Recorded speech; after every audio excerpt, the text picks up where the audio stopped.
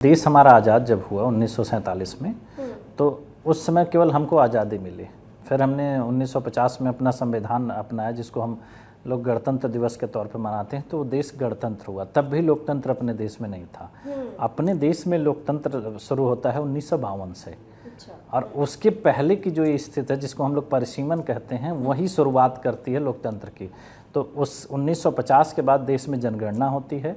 1951 में देश की जनगणना के जो आंकड़े आते हैं, उसके बाद परिसीमन होता है।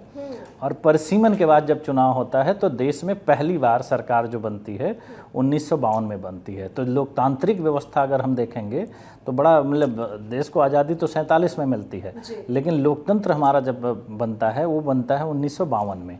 तो जो परिसीमन की व्यवस्था है, ये लोकतंत्र को एक तरह से कहते हैं कि लोकतंत्र की उत्पत्ति ही परिसीमन के बाद से ही होती है। जब परिसीमन होगा तो ही लोकतंत्र होगा।